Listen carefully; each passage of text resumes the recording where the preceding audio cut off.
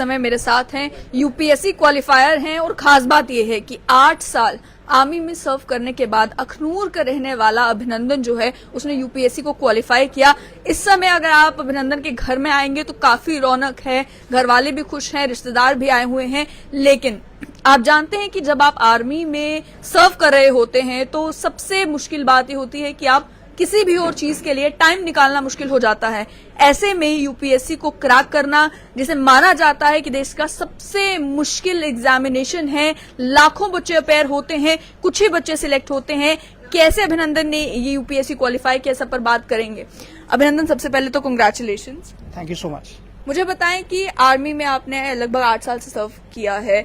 Army में जाने का फैसला क्या आपका अपना था, खुद अपने शौक से गए थे, या फिर आपको पेरेंट्स ने कहा था कि हमें लगता है कि हमारा बेटा आर्मी ऑफिसर होना चाहिए इसलिए आप आर्मी में गए? जी, ऐसा नहीं है कि पेरेंट्स की तरफ से कभी ऐसा प्रेशर रहा नहीं। 2014 में मैंने इंजीनियरिंग अपना खत्म किया था। इनफैक्ट 2013 अगस्त में मैं आर्मी में सेलेक्ट हो गया था। मेरा यूनिवर्सिटी एंट्री स्कीम था, तो उसमें प्री फाइनल ईयर में मैं ऑलरेडी आर्मी में सेलेक्टेड था। तो डिसीजन क्लियर था कि मुझे आर्मी ही ज्वाइन करना है उस वक्त, क्योंकि देश सेवा का हमेशा से जज्बा रहा है। तो आर्मी से बेहतर शायद कोई चीज़ है नहीं जिसमें देश सेवा का मौका मिलता है। तो पिछले जो 8-9 साल मैंने आर्मी में बिताए हैं वो मेरी ज़िंदगी के सबसे बेहतरीन सालों में से रहे हैं। तो पढ़ाई आपने अखनूर से ही की थी, शुरुआती जो पढ़ाई की? जी, मेरा इनिशियल जो स्कूलिंग हुआ है वो यहीं अखनूर से Saint Francis higher secondary school से हुआ है। LKG क्लास से 12th क्लास तक मैं वहीं था, और उसके बाद मैंने अपना जो इंजीनियरिंग है वह गवर्नमेंट कॉलेज इंजीनियरिंग जो कि जम्मू का है वहाँ से ख़त्म किया मैंने। तो इंजीनियरिंग पढ़ने के बाद ऐसा क्यों नहीं लगा कि इंजीनियरिंग फील्ड में कंटिन्यू करना चाहिए? जी, ये एक्चुअली शायद एक मिथ है। इवन आर्मी में जाने के बाद मैंने अपना इंजीनियरिंग का जितना काम किया है, मैं एक्चुअली कोर ऑफ सिग्नल्स में कमीशन हुआ था। तो आर्मी में जाने के बाद मैंने इंजीनियरिंग का जितना मैंने जो पढ़ा था मैंने 4 साल में, उसका जितना एप्लीकेशन मैं आर्मी में जाके कर पाया वो शायद मैं बाहर सिविल में नहीं कर पाता। तो ये एक मिथ है कि आर्मी में जाके टेक्निकल काम नहीं होता है। जो इंजीनियरिंग में हम पढ़ते हैं वो मैंने बिल्कुल पूरी तरह से यूटिलाइज कर पाया हूँ आर्मी में। फिर आर्मी में 8 साल बिताने के बाद यूपीएससी करने का फैसला किस तरीके से लिया? क्या कुछ फैक्टर्स थे जो रिस्पॉन्सिबल थे इस फैसले के पीछे? और उसके साथ ही में आर्मी में सर्व करते करते समय कैसे निकाला आपने, क्योंकि आप जानते हैं कि यूपीएससी काफी मुश्किल एग्जामिनेशन है, काफी समय देना पड़ता है उसकी पढ़ाई के लिए, तो वो समय कैसे निकाला? जी, सबसे पहले तो सबसे बड़ा रीज़न जो मुझे लगता है मेरी इंजरी था। 2017 में एक ट्रेनिंग इवेंट में मुझे इंजरी हो गया था। तो over a period of time वो इंजरी थोड़ा ख़राब हो गया, तो जिसके कारण मैंने ये कॉन्शियसली डिसीजन लिया कि क्योंकि आर्मी में मैं शायद उस तरीके से अच्छे तरीके से सर्व नहीं कर पाता अपने देश को जो मैं जिस तरीके से सोचता हूँ, तो इसलिए मैंने कॉन्शियस डिसीजन लिया कि मुझे शायद सिविल सर्विसेज के लिए तैयार करना चाहिए। तो उसके बाद जब एक बार डिसीजन ले लिया तो फिर डाउट नहीं था कोई भी।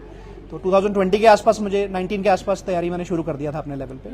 तो क्योंकि जैसा आप बोल रहे हैं कि टाइम नहीं मिलता है, तो इसलिए it took a long time. तो 2019 से 2023 was this your first attempt या इससे पहले भी कुछ अटेम्प्ट्स दे सकते? It was my second attempt. अच्छा। Earlier last attempt I could not qualify the prelims, so this was the second attempt. जिस time you could not qualify prelims, उस टाइम पे माइंड में क्या कुछ चल रहा था? Because you had been preparing, और फिर पहला झटका यही लगता है कि अच्छा एक बार में नहीं हुआ। ये तो होता है माइंड में कि दोबारा प्रिपेयर करेंगे, लेकिन जाहिर सी बात है एक बड़ा decision you are taking to shift professions army से अब यूपीएससी में, तो क्या कुछ माइंड में चला जिस टाइम प्रीलिम्स क्लियर नहीं हुआ? वो 2 मिनट का धक्का लगता है, बट उसके बाद आई थिंक आर्मी आपको इतना ट्रेन कर देती है कि कोई चीज़ बड़ी नहीं है उस हिसाब से, मेहनत के हिसाब से भी, और ऐसी कोई चीज़ नहीं है जो आपको बियॉन्ड कॉम्प्रिहेंशन परेशान कर सके। तो जब नहीं हुआ तो था कि, और माइन्यूटली नहीं हुआ। अगर मैं आपको मार्क्स बता दूं तो लास्ट ईयर का जो प्रीलिम्स था उसमें जीएस मेरा क्वालिफाइड था, तो उसमें 0.8 मार्क्स से मेरा CSAT क्वालिफाई नहीं हो पाया था। तो that way I was sure कि अभी नहीं हुआ तो नेक्स्ट टाइम हो ही जाएगा। तो दैट इज द रीजन कि आई कंटिन्यूड, एंड परसिवियरेंस तो करना ही पड़ता है इस एग्जाम में, वो रिक्वायरमेंट है। तो आई थिंक उसमें कोई डाउट होना भी नहीं चाहिए, और जब तक वो करे नहीं हम तो शायद ये क्लियर होता भी नहीं है। बहुत सारे स्टूडेंट्स हैं जो सालों साल प्रिपेयर करते हैं और साल में उनका 24 घंटे अगर हैं तो 14-15 घंटे वो केवल पढ़ाई को देते हैं, केवल इसलिए ताकि वो यूपीएससी क्वालिफाई कर पाएं। लेकिन आप उस समय आर्मी में सर्व कर रहे थे, तो टाइम का, जैसे मैंने कहा कि क्या शेड्यूल रहता था, किस तरीके से आप टाइम निकाल पाते थे पढ़ाई के लिए while also performing your duties? मेरा टाइम का अगर आप पूछे तो only thing that I ensure कि I am not wasting any time. जब ऑफिस है, ऑफिस का रिक्वायरमेंट है, जो फौज का रिक्वायरमेंट है वो मुझे पूरा करना था, वो मैं टाइम पे पूरा करता था। बियॉन्ड दैट मेरी इंजरी ने थोड़ा मुझे इस तरीके से हेल्प किया कि मुझे जो फटीग परेड वगैरह होती थी उसमें मुझे जाने के लिए जरूरत नहीं थी, क्योंकि मुझे इंजरी था। तो उस तरीके से थोड़ा एक्स्ट्रा टाइम मुझे मिल जाता था, बट अदरवाइज मेन जो फोकस था वो यही था कि 1 मिनट भी वेस्ट नहीं करना है। इनफैक्ट लास्ट के 3 साल में अगर मैं आपको बताऊं तो मैं छुट्टी भी जब आया हूं, छुट्टी बहुत लिमिटेड आया हूं, छुट्टी में रहा हूँ तो अपने स्टेशन में रह के मैंने अपनी पढ़ाई करी है। यहाँ आया भी हूँ तो एग्जाम देने के लिए आया हूँ। स्टेट का मैंने प्रैक्टिस के लिए एग्जाम दिए हैं, स्टेट सिविल सर्विसेज का, केएस का भी दिया था मैंने। तो वो जस्ट टू इंश्योर कि जब मैं छुट्टी आया हूँ प्रैक्टिस कर रहा हूँ, तो दैट वे मैंने कोशिश करी कि टाइम पूरा बचा रहे, सो दैट जो मेरा टारगेट है मैं उसको अचीव कर पाऊँ। और सेल्फ स्टडी की है कंप्लीटली, किसी की मदद, क्या कोई गाइड आपका जिसने या पहले जिन्होंने यूपीएससी क्वालिफाई किया हो? अक्सर जो है एस्पिरेंट्स मदद लेते हैं जो प्रीवियस क्वालिफायर्स होते हैं, ताकि वो गाइड कर सके कि किस तरीके से पढ़ाई करनी है, किन चीजों का ध्यान देना है, एग्जाम में अपेयर होना है तो क्या कुछ करना है। क्या आपके मामले में कोई गाइड रहा था या सब कुछ आपने खुद किया? ये सबसे पहली बात है, मेरे brother also he is been preparing, उन्होंने पहले तैयारी करी है, तो he was the biggest inspiration behind this. Other than that I think आज की जो सोशल मीडिया का जमाना है उसमें टेक्नोलॉजी और इंटरनेट की वजह से आपको सब कुछ इजीली एक्सेसिबल, आपको at the comfort of your room आपको सब कुछ अवेलेबल है। तो आपको मतलब थोड़ा इंटेलिजेंट होना पड़ेगा कि किसी भी चीज़ को ब्लाइंडली फॉलो नहीं करना है, बट आप एक बार सिलेक्टिवली आपने देख लिया कि किस चीज़ की रिक्वायरमेंट है, कौन आपको सही गाइडेंस दे पा रहा है, तो यू शुड बी गुड। 4 साल की मेहनत रंग लाई है, नाउ यू क्वालिफाइड यूपीएससी, तो क्या महसूस हो रहा है? क्या खुश हैं आप? अपने रैंक से खुश हैं आप, या अभी भी माइंड में है कि I can do better, I will appear again? Of course, I will appear again, that is for sure. But if you ask me, so I am happy. Not out of the world, but yes, I am happy. And given the love that I've got from people of Aknoor, from my relatives, from people of Jammu and Kashmir, and even my own fraternity, army mein officers have been calling me for last 3-4 days. So it feels really good. But having said that, I am totally grounded, totally focused on what is to be done, and the aim is to serve the country किसी भी तरीके से। तो if that aim is met, I think that is what gives me happiness and that is the ultimate aim. आपके पिताजी क्या काम करते हैं? मेरे पिताजी अध्यापक रहे हैं, तो लास्ट ईयर ही उनका रिटायरमेंट हुआ है। वो इकोनॉमिक्स में लेक्चरर थे, तो गवर्नमेंट हायर सेकेंडरी स्कूल जोड़िया से लास्ट ईयर उनका रिटायरमेंट हुआ है। तो मदर भी अगर बात करें तो मदर भी टीचर हैं, दोनों टीचर्स हैं। तो मदर राइट नाउ हेडमास्टर हैं ढोक खालसा स्कूल में। तो उन दोनों का कितना इन्फ्लुएंस रहा है आपके इस डिसीजन पे? जब आपने, जाहिर सी बात है पेरेंट्स का होता है जब एक बार नौकरी मिल जाए तो उनको लगता है कि अब बच्चा जो है वो सेटल हो गया, लेकिन आपने जब ये डिसीजन लिया कि अब आर्मी से I will start preparing for UPSC, were they totally supportive of it, या फिर उन्हें भी लग रहा था कि टू माइंड्स में होना ठीक नहीं है, आपको लग रहा है?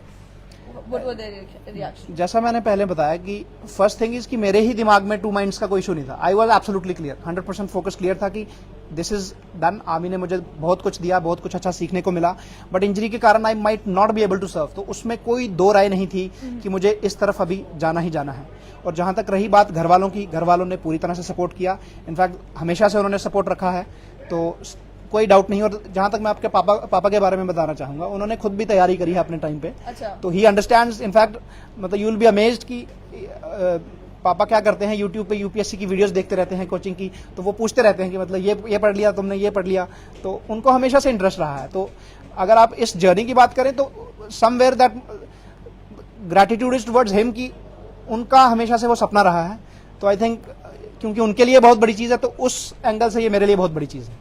तो आज उनको लग रहा है, जो हर माँ बाप की ख्वाहिश होती है कि अगर हम कोई अपना सपना पूरा नहीं कर पाए तो वो हमारे बच्चों के थ्रू जो है वो पूरा हो जाए। आपको लगता है कि आपने अपने माँ बाप को वो सपना जो है वो आज पूरा कर दिया?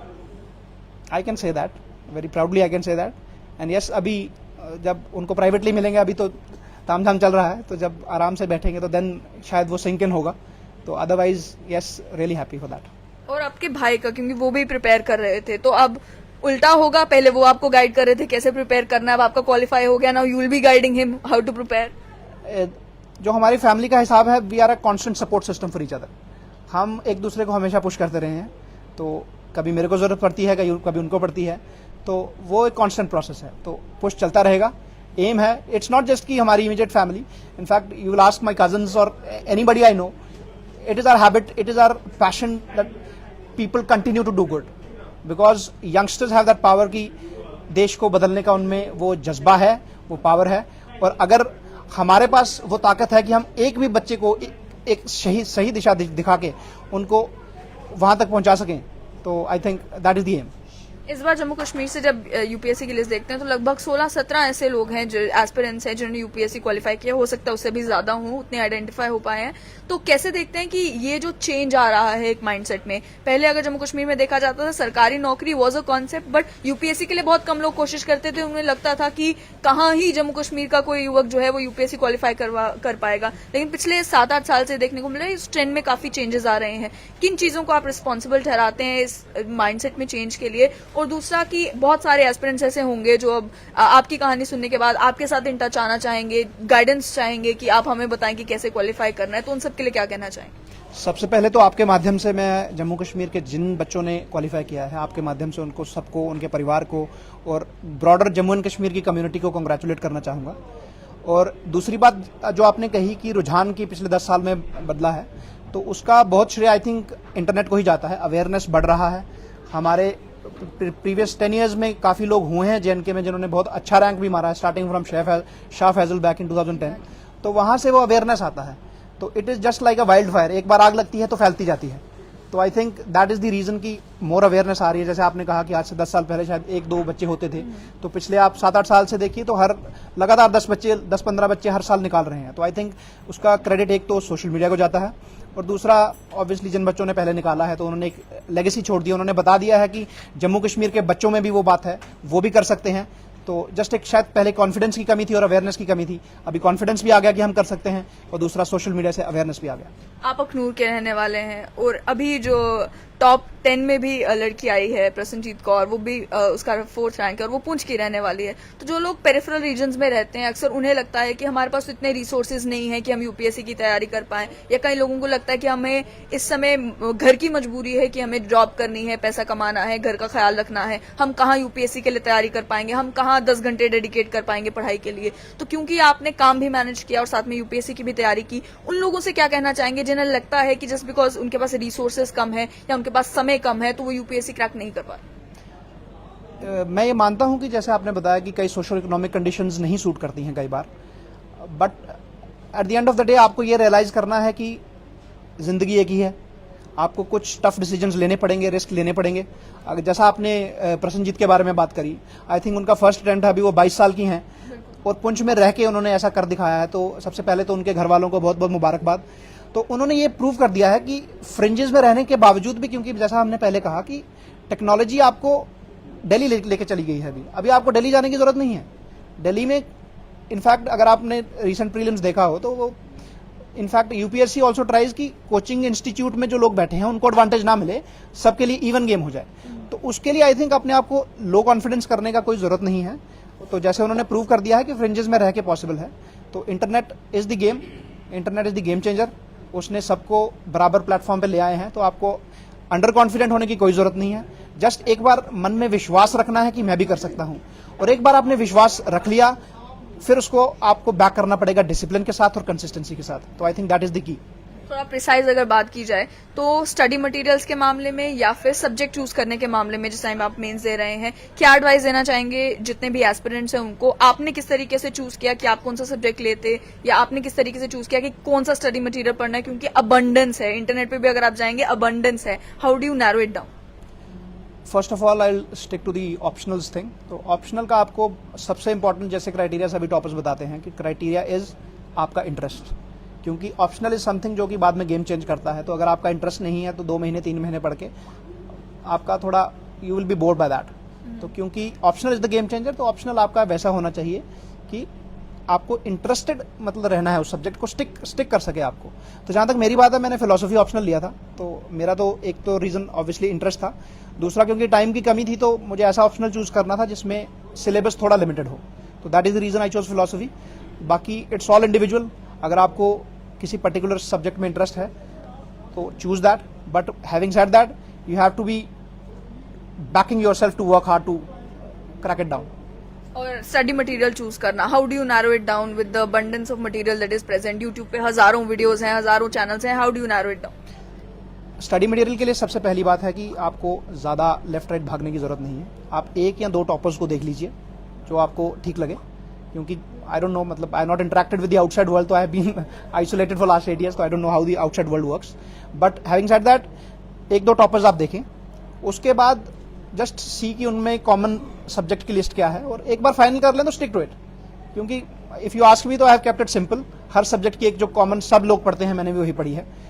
करंट अफेयर्स के लिए एक कोई सोर्स उठा लीजिए, उसके नोट्स बना लीजिए, मल्टीपल रिवीजन करिए। At the end of the day point is to remember the things जब आप एग्जाम में डिलीवर करना है। तो उसके लिए just keep very limited stuff, revise it multiple times. अभी जो सेंस ऑफ सेटिस्फैक्शन है ये थोड़ी देर के लिए रहेगी या अभी से प्रिपरेशन दोबारा से शुरू हो गई है कि दोबारा अपेयर होना है तो दोबारा से उस माइंडसेट में आना है कि अब पढ़ाई करनी है और एक और बार जो है रैंक इंप्रूव करने के लिए यूपीएससी क्रैक करना? माइंडसेट अभी चेंज नहीं हुआ, माइंडसेट इज सेम जो पिछले 3 साल से है, तो शायद थोड़ा माइंडसेट रिलैक्स महसूस नहीं कर रहे हैं? अखनूर आए हैं, अपने घर आए हैं, फैमिली के बीच में, रिलेटिव्स के बीच में, कि थोड़ा अभी रिलैक्स कर लें 1-2 दिन के लिए, उसके बाद वापस स्केड्यूल पे जाएंगे? If you ask me frankly तो मे बी आर्मी ने पिछले 8 साल में मुझे ऐसा वो कर दिया है कि जैसे वो बोलते हैं कि soldier is never of duty, तो थोड़ा वैसा ही है. Yes, I am enthralled by the love that I've got from people of Aknoor, very feeling of gratitude and बहुत ही शुक्रगुजार हूँ सबके लिए. But having said that, mindset ऐसा है कि just stick to the work, जो करना है वो करना है, that is the only philosophy. And yes, अभी देखते हैं, कंटिन्यू विद दैट. बहुत बहुत शुक्रिया. तो ये मेरे साथ अभिनंदन थे जिन्होंने बताया कि इनकी प्रिपरेशन यूपीएससी की किस तरीके से गुजरी और 4 साल का समय लगा, 2 अटेम्प्ट्स दिए, उसके बाद जाकर इन्होंने यूपीएससी क्वालिफाई किया. लेकिन अभी भी मन में ये है कि दोबारा से यूपीएससी के एग्जाम में बैठेंगे रैंक इंप्रूव करने के लिए. लेकिन साथ ही साथ इन्होंने एक बड़ी ही कीमती बात की कि वो जितने भी लोग ये समझते हैं कि सोशो इकोनॉमिक कंडीशंस की वजह से या उनके घर के जिस तरीके के हालात हैं, रिसोर्सेज की कमी की वजह से, या वो जिस इलाके में रहते हैं उस इलाके में अभी तक तरक्की पहुंची नहीं है, उस वजह से वो अपने आप को इस काबिल नहीं समझते कि हम भी यूपीएससी क्रैक कर सके, तो ऐसा कुछ नहीं है. मामला सिर्फ इतना है कि आप अपना माइंड बनाएं और उसके बाद पढ़ाई पर उस तरीके से ध्यान दें कि आपको लगे कि हमारा लक्ष्य अचीवेबल है और उसे हम अचीव करके दिखाएंगे. इस समय अखनूर में अगर आप आएंगे तो बहुत खुशी की लहर जो है वो दौड़ रही है कि अभिनंदन अखनूर के रहने वाले हैं और उन्होंने यूपीएससी क्लियर किया है. इसी तरीके की इंस्पायरिंग कहानियां आप तक पहुंचाते रहेंगे. देखते रहें स्ट्रेट लाइन.